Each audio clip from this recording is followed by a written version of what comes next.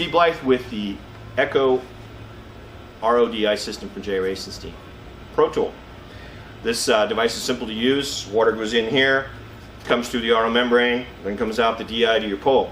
When you receive it, you'll notice there's a little baggie of spare parts, because if you do happen to drop this off the truck or whatever, these little bits up here are the parts to break. So we gave you a few extra ones. Alright, setting up is easy when you get it. Connect it to water, open up this valve so it's straight, run the water through it for a couple of minutes, and then go into production by turning the valve this way, across, and water will start coming out the DI down below. Carbon filter, typical usage, 3 times a year, 4 times a year.